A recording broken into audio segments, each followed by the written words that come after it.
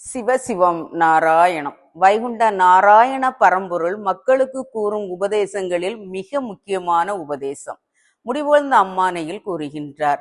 மந்திரங்கள் இருக்குதென்று வலுவென்று நினையாதே, மந்திரமும் நானானேன், மாய்கைகளும் நானானேன். பொய்கள் ஒன்றும் சொல்லாதே, பிழைகள் ஒன்றும் செய்யாதே. பசுக்காலி ஆனதையும் பாராமல் அடியாதே, பறவை கருடனையும் கையாலே கொல்லாதே.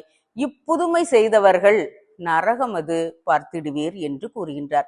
மிகவும் எச்சரிக்கை செய்கின்றார். மிகவும் கவனமாக இருங்கள்.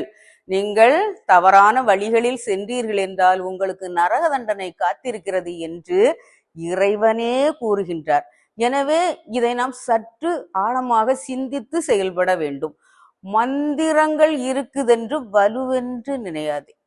மந்திரங்கள், தந்திரங்கள், எந்திரங்கள் எத்தனையோ வகையானதை, அதாவது மனித ஈவு இரக்கம் இல்லாத அசுர புத்தி உள்ளவர்கள் உருவாக்கி வைத்திருக்கிறார்கள். அந்த என்ன செய்யக்கூடாது, அதெல்லாம் மிகப்பெரிய வன்மை. என்னை யாரால் என்ன செய்ய முடியும், எனக்கு அது தெரியும், இது தெரியும், மந்திரம் தெரியும், தந்திரம் தெரியும், எந்திரம் தெரியும் என்றெல்லாம் நினைக்க கூடாதாம். மந்திரமும் நானானேன், மாய்கைகளும் நானானேன். அந்த மந்திர தந்திரங்கள்ல யாரால் உருவாக்கப்பட்டது? நான் உருவாக்கியது. யாருக்காக? சிறு தெய்வங்களுக்காக, வாதைகளுக்காக, இவர்களுக்காக நான் உருவாக்கப்பட்டதை நீங்கள் காவல் தெய்வங்களுக்காக, அவர்களுடைய பாதுகாப்புக்காக, அவர்களுடைய வேலைக்காக உருவாக்கப்பட்டது. அதை நீசர்களாகிய நீங்கள் அந்த மந்திரத்துக்கு உரு அமைத்து, உரு சேர்த்து தவறாக மனித குலத்திற்கு பயன்படுத்துகின்றீர்கள். இதைத்தான் அவர் என்ன செய்கிறார்? எச்சரிக்கின்றார். மாய ஜாலங்கள் எத்தனையோ, கண்கட்டு வித்தைகள் எத்தனையோ இருக்கின்றது, இன்று நடந்து கொண்டு இருக்கின்றது, நாம் கண்ணால் பார்த்து கொண்டிருக்கின்றோம். அப்படிப்பட்ட தவறுகளை, ஏவல், பில்லி சூனியம், இது போன்றதெல்லாம் நீங்கள் எதையுமே செய்யாதீர்கள் என்று கூறுகின்றார். அதன் பிறகு பசு காலியானதையும் பாராமல் அடியாதே. பசுமாடு, அதாவது மிருகங்கள், விலங்குகளின் தலைவன் யார் என்றால் பசு. அந்த பசு யாரு? கோமாதா. இறைவனுக்கு ஒரு சமமாக பார்க்கக்கூடிய தன்மையில் இன்று இருந்து கொண்டிருக்கிறது. நம்முடைய தாய், பெற்ற தாய்க்கு அடுத்தபடியாக நம்மை வளர்க்கும் தாய் யார் என்றால் இந்த பசுக்கள் தான். அதாவது சிறு குழந்தைகள் முதல் முதியவர்கள் வரை அவர்களுக்கு பால் தருவது நாம் எல்லாம் அந்த பாலை குடித்துதான் வளர்ந்து கொண்டு இருக்கின்றோம்.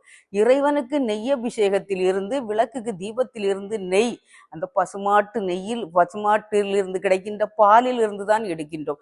அப்படிப்பட்ட கோமாதாவை நீங்கள் என்ன செய்யாதீர்கள்? அடித்து புசிக்காதீர்கள். இறைச்சிக்காக நீங்கள் பயன்படுத்தாதீர்கள். இது மிகப்பெரிய பாவம் என்று கூறுகின்றார்.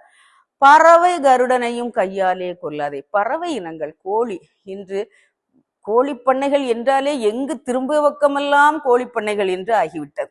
இந்த கோழி இறைச்சி எல்லாமே உயிர்கள், உயிர் வதை செய்யாதீர்கள் என்று கூறுகின்றார். பறவை கருடனையும், கருடனை மிக முக்கியமாக கூறுகின்றார். அந்த கருடன் யாரு? விஷ்ணுவின் வாகனம். கருட புராணம் என்றே மிகப்பெரிய ஒரு புராணம் இருக்கின்றது. அந்த புராணத்தை படித்தீர்கள் என்றால் அங்கே பாவம் செய்தவர்களுக்கு என்ன என்ன தண்டனை கிடைக்கும் என்பதுதான் அந்த கருட புராணமே சொல்லுகின்றது. அதனால் தான் அந்த கருடனையே இதில் முக்கியப்படுத்தி சொல்லியிருக்கின்றார். அதாவது பசு, கருடன் இவைகளை கொன்றால் நரபலிக்கு சமம். நரபலி, அதாவது மனிதனை பலியிடுவதற்கு பதிலாக இன்று இது போன்றவைகளை பலியிட்டு வழிபடுபவர்களும் இருக்கின்றார்கள். எனவேதான் அவர் அந்த பெயர்களை சொல்லி நம்மை எச்சரிக்கின்றார். இது போன்ற தவறுகளை நீங்கள் செய்தால் நரகம் உங்களுக்கு கிடைக்கும் என்று கூறுகின்றார். அன்பானவர்களே, இது போன்ற உண்மைகளை நாம் தெரிந்து ஏதாவது தவறு செய்கின்றோமா, ஏதோ ஒரு கஷ்டம் நமக்கு வரலாம், உடனே வைத்தியனை தேடி போகாதீர்கள். அவன் உங்களிடம் இருக்கும் காசுகளை எல்லாம் வாங்கிவிட்டு கடைசியில் நீங்கள் இறைவனிடம் போய் மன்றாடினாலும் உங்களுக்கு பாவ நிவர்த்தி கிடையாது. அந்த அளவுக்கு மிகப்பெரிய தோஷத்திற்கு ஆளாகி விடுவோம். எந்த சூழ்நிலையிலும் இறைவனே தஞ்சம், அவன் ஒருவனே உண்மை என்கிற அந்த நியதியோடு நீங்கள் பக்தி வழிபாட்டில் இருங்கள். ஞான வழிபாட்டுக்கு உயர்ந்து மேன்மை அடையுங்கள். தப்பி தவறி கூட கீழான நிலைக்கு உங்கள் சிந்தனைகளை சிதற விடாதீர்கள். ஞானமாக நடந்து கொள்ளுங்கள். சிவசிவம் நாராயணம்.